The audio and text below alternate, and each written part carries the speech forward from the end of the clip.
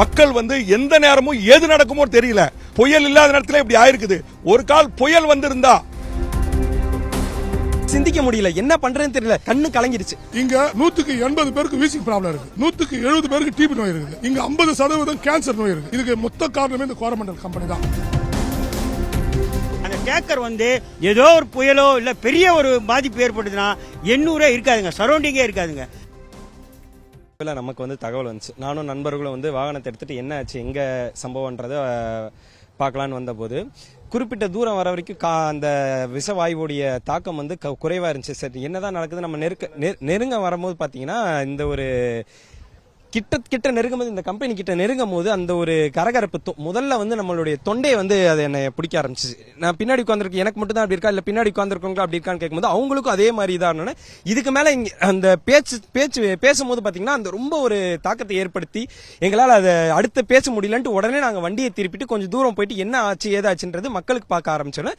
முதல்ல அது தொண்டையை பாதிச்சு, அதுக்கப்புறம் நெஞ்சு அந்த சுவாசிக்கக்கூடிய குழாயை பாதிச்ச உடனே மக்கள் அந்த சுவாசிப்பு தன்மை இல்லாம மயங்கி கீழே விழுந்து ஆஸ்பத்திரிக்கும் மேலும் இந்த இடத்தை விட்டு போகக்கூடிய சூழல் வந்து உருவாச்சு. இந்த இடத்துல இருந்து அதாவது இப்ப நமக்கு வந்து இந்த தொண்டை வலிச்சுனாலோ கெட்டிச்சனாலோ சளி பிடிச்சாலோ எப்படி இருக்குமோ அந்த மாதிரி ஒரு கரகரப்போட ஒரு தொண்டையில ஏதாச்சும் ஒரு மாட்டிக்கிச்சுன்னா எந்த ஒரு கரகரப்பு இருக்குமோ அந்த மாதிரி ஒரு கரகரப்பு.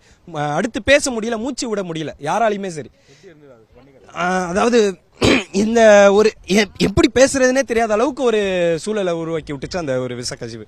ஏன்னா மக்கள் இந்த அளவுக்கு இங்க வந்து 50,000க்கும் மேற்பட்ட மக்கள் மட்டும் இங்க வாழ்ந்துகிட்டு இருக்காங்க. சுற்றுப்பட்டுல பாத்தீங்கன்னா 12 கிராமம் இருக்கு.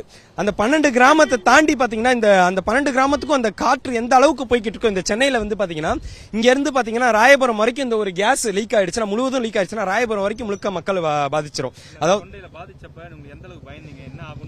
என்ன ஆகும்னா நாங்களும் அந்த மாதிரி மயக்கப்பட்டுவோம். எங்களுடைய சுயநிலை எதுக்கு சிந்திக்க முடியல, என்ன பண்றேன்னு தெரியல. அடுத்த கட்டம் யோசிச்சு நாங்க வண்டியை திருப்பினது மட்டும் தான் எங்களுக்கு தெரிஞ்சு. அதுக்கப்புறம் எங்களுக்கு கண்ணு கலங்கிருச்சு. தொண்டையை பாதிச்சோன்னா அடுத்த எங்களுடைய கண்ணு கலங்கிருச்சு.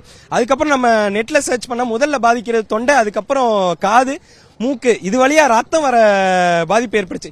இது மட்டும் இல்லாம அடிக்கடி மக்களுக்கு வந்து இந்த ஒரு விஷக்கசிவால எச்சில் துப்பும் போது பாத்தீங்கன்னா ரத்தம் வெளியே வரும் மக்களுக்கு. காரணம் என்ன பாத்தீங்கன்னா இது சுவாசிக்கும் போது அந்த லங்ஸ்ல போயிட்டு பாதிச்சு அந்த லங்ஸ்ல இருந்து ரத்த கசிவு வந்து எச்சு துப்பும் போது உங்களுக்கு வந்து எப்பயுமே வெளியே வரக்கூடிய இது இருக்கு இந்த இடத்துல. சார் 11:10 சார் 11:10க்கு இந்த கசிவு ஏற்பட்டுக்கு சார். ஆக்சுவலா வந்து இந்த கப்பல்ல இருந்து இறக்குமதி பண்ணக்கூடிய அமோனியம் சார். இது கப்பல்ல இருந்து இறக்குமதி பண்ணக்கூடிய இந்த அமோனியத்துல வந்து இந்த கார்னர்லயே அந்த தண்ணியிலே கசிவு ஏற்பட்டதுனால என்ன ஆகி போச்சுன்னு கேட்டீங்கன்னா, இந்த பக்கத்துல எந்த பக்கம் காத்து அதிகமா இருக்குதோ அந்த பக்கம் அந்த காத்து வந்து போய் குறைஞ்சபட்சம் ஒரு 3 கிராமம் காலி பண்ணியே போயிட்டாங்க சார். இதுக்கப்புறம் வந்து நிறைய கிராமங்கள்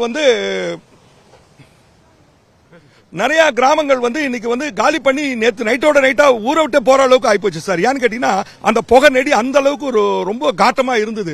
அது வந்து என்ன நாங்க சொல்ல வரேன்னு கேட்டீங்கன்னா, இந்த டேங்க் இருந்தாலே எங்களுக்கு ஆபத்து சார். காரணம் என்னன்னு கேட்டீங்கன்னா, முன்னாடி இது வந்து அமோனியா டேங்க் சார். இது ஆக்சுவலா பாத்தீங்கன்னா இதுக்கு முன்னாடி வந்து இந்த அமோனியா டேங்க் வந்து முன்னாடி கிடையாது.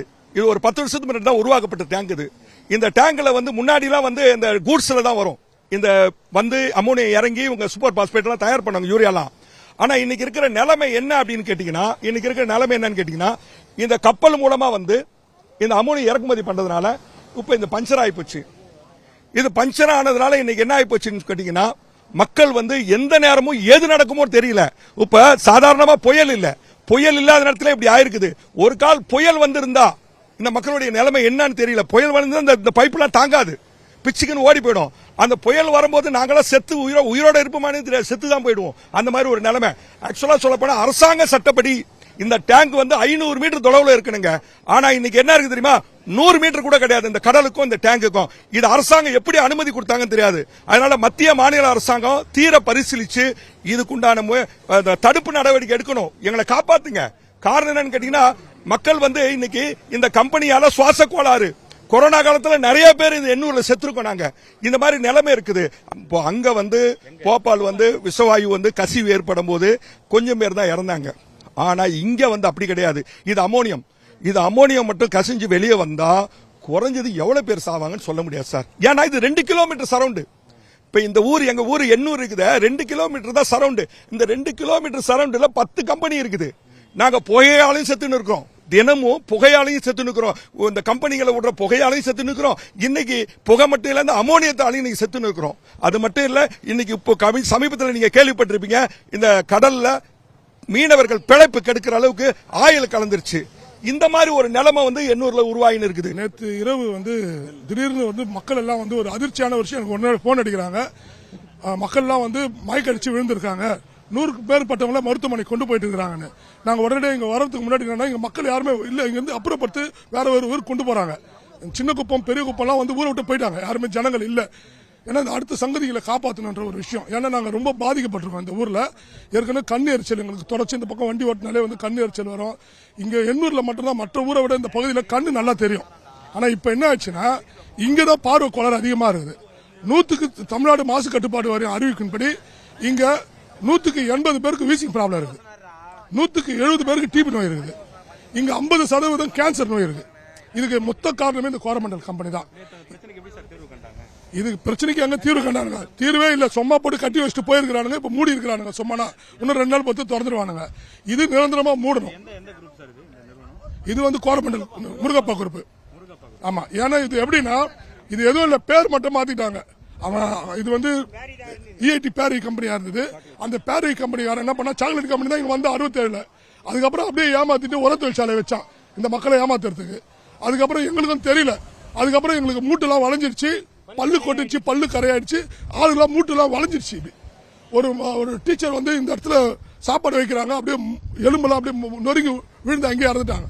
அதுக்கப்புறம் இதுல போயிட்டு அவங்க செக் பண்ணி பார்க்கும்போது இந்த தண்ணி அவங்க குடிச்சதுனால குரோலின் அதிகமா கலந்ததுனால அவங்களுக்கு மூட்டெல்லாம் போயிடுச்சு. இந்த பகுதியில் இருக்கக்கூடிய கிராம நல சங்கம் 32 கிராமங்களை சேர்ந்த நல சங்கத்தினுடைய அந்த எண்ணூர் நல சங்கத்தினுடைய தலைவர் இருக்கிறார், அவரிடம் நாம் பேசலாம்.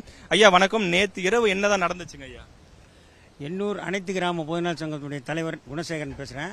நேற்றைய தினம் ஒரு 11 மணிக்கு நம்ம பரபரப்பா இருந்தது. என்ன காரணம் அப்படின்னா, இந்த கோரமண்டல் இண்டஸ்ட்ரியில இருந்து அமோனியா கேஸ் ஃபார்ம் ஆகிட்டு திடீர்னு எல்லாருமே கீழே விழுந்து அடிபட்டு இது அமோனியா கேஸ் மயக்கம் எல்லாமே வந்துடுச்சு. அப்போ என்ன ஆயிடுதுன்னு கேட்டால், மயக்கம் கேள்விப்பட்டவொன்னே நாங்கள் ஓடியாந்து பார்க்கும்போது பெரிய பார்த்தா கீழே விழுந்து கெடுக்கிறாங்க. மூச்சு தண்ணீரை அவங்களாம் வாந்தி எடுத்து எல்லாருமே ஆம்புலன்ஸ்ல ஏற்றி எல்லா இடத்துக்கும் போகும்போது பார்த்தீங்கன்னா என்ன நிலைமைன்றது அப்படியே அங்கேருந்து ஸ்பாட்டுக்கு பார்க்குறோம். பார்த்தா அந்த கசிவு அதுல இருக்கிறது எப்படி போச்சுன்றதே தெரியல. அப்படி கசிவாயிட்டு நீல நிறமா வருது. மெயின் அந்த தண்ணி கிட்ட அந்த கசிவு வந்தது நீல. அந்த தண்ணி இருந்ததுனால தப்பிச்சுது. அதே தண்ணி இல்லாம தரையில இருந்துருந்துனா இதோடைய அமோனியா கேஸ் எவ்வளவு தூரம் பரவி இருந்துனா எவ்வளவு பேர் செத்துருப்பாங்கன்னு தெரியாது. இப்பவே 32-40 பேர்கிட்ட ஹாஸ்பிட்டல் இருக்காங்க. ஆனா அந்த நீங்க இது இன்னைக்கு நடக்கல. இந்த கப்பல்ல வர்றதுனால அங்க அங்க இருந்து பைப் லைன் கொடுத்து எடுத்துன்னு போயிட்டு பக்கத்துல டேங்கர்ல கொடுக்குறாங்க. அந்த டேங்கர்ல கொடுக்கறதுனால இந்த கசிவு ஏற்பட்டிருக்கு. இது முற்றிலுமே தவறான ஒரு இது. ஏன்னு கேட்டா, டேங்கர்ல வரும்போது கொடுத்தாங்க, எல்லாம் பண்ணாங்க. இது பிசினஸா எடுத்து லட்சக்கணக்கில் கோடிக்கணக்கில் சம்பாதிக்கின்ற நோக்கத்துல அங்க அந்த பைப் லைன் கொடுத்து இதை டேங்கர் கட்டியிருக்காங்க. அந்த டேங்கர் ஏதோ ஒரு புயலோ இல்ல பெரிய ஒரு பாதிப்பு ஏற்பட்டதுன்னா எண்ணூரே இருக்காதுங்க, சரௌண்டிங்கே இருக்காதுங்க. அந்த மாதிரி சூழ்நிலையை இங்க உருவாக்கிட்டாங்க. நைட்டு 11:15 இந்த பிரச்சனை ஏற்பட்டதுன்னு சொல்றீங்க, நீங்க நேர்ல பார்த்ததா சொல்றீங்க. அதுக்கப்புறம் இந்த பிரச்சனை எப்படி அரெஸ்ட் பண்ணாங்க, எப்படி சால்வ் பண்ணாங்க, எப்படி தீர்வு கண்டாங்க? அது அந்த தற்காலிகமா பைப் லைன் பாத்தீங்கன்னா தெரியும், வெறும் லப்பர் பிராண்டு லப்பர் மாதிரி அந்த டயருக்கு டியூபை வச்சு கட்டி தற்காலிகமா நிறுத்திருக்காங்க. நீங்க பாருங்க, அப்ப இருந்து தண்ணி இருந்ததுனால அன்னைக்கு தப்பிச்சிச்சு. இப்ப தரையில இருக்கு. இப்ப லீக் ஆச்சு பாரு, நாங்களாம் இருக்க மாட்டோம், ஊராடு இருக்க மாட்டோம். அந்த நிலைமை. இப்ப கம்பெனி ரன் ஆச்சுன்னா காலி, நம்மள நிக்கிறது இதுவே கிடையாது. செய்திகளை உடனுக்குடனும் துல்லியமாகவும் தெரிந்து கொள்ள சப்ஸ்கிரைப் பண்ணுங்க.